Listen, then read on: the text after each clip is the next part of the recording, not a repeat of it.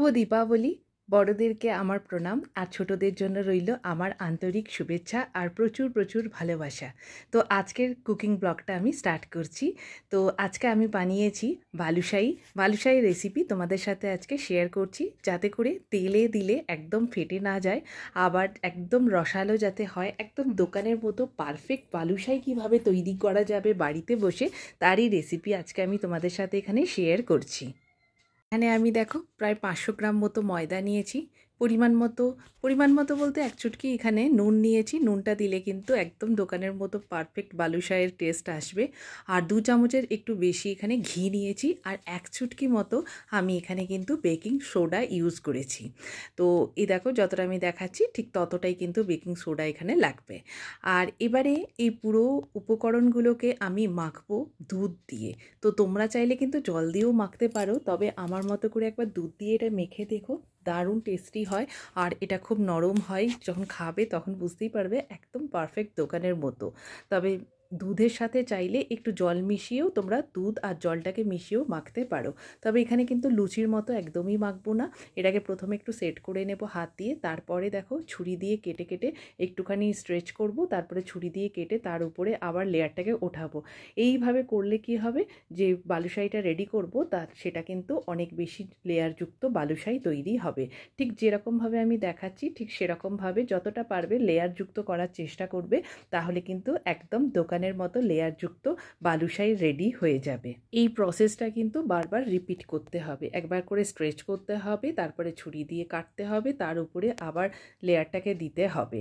তো এবারে দেখো আমি বালুশাহিটাকে বানাবার জন্য প্রথমে লম্বা করে আমি কাট দিয়ে দিয়েছি ছুরি দিয়ে। তারপরে এবারে এক একটাকে ধরবো, তারপরে ছোট ছোট করে পিস বের করে নেব। এবারে এইভাবে যখন এক একটা যাতে করে সাইজগুলো সবগুলোর একই রকম হয়, সেই জন্যই এরকম ছুরি দিয়ে ছোট ছোট করে পিস করে নিয়েছি।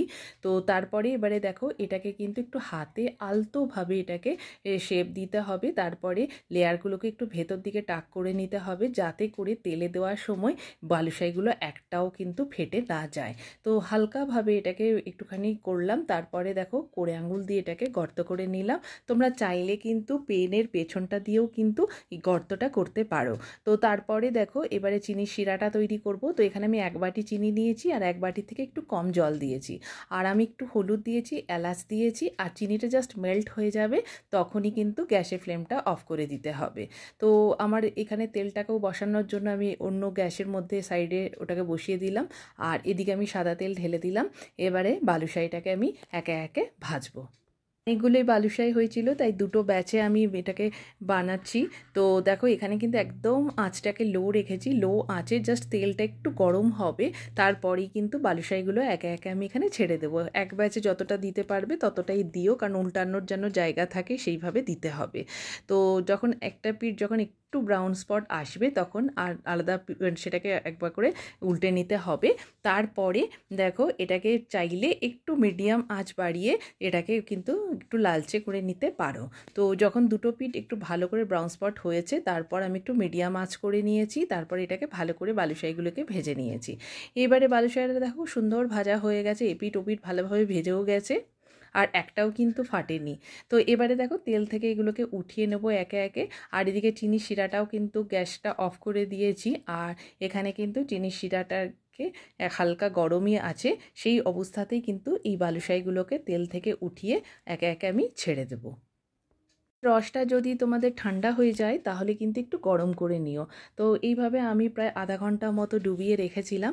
তো তারপরে দেখলাম বেশ জুসি হয়েছে, আর দেখো একটাও কিন্তু ভেঙে যায়নি, আর এত সুন্দর হয়েছে না। এবার উপর থেকে আমি একটুখানি চিনির গুঁড়ো দিয়ে দিলাম। তোমরা চাইলে এখানে নারকেলের গুঁড়োও দিতে পারো, দেখতে আরও বেশি সুন্দর লাগবে বলে আমি এটা দিয়েছি। আর একটা তোমাদেরকে আমি ভেঙে দেখাচ্ছি, দেখো কতটা রসালো হয়েছে।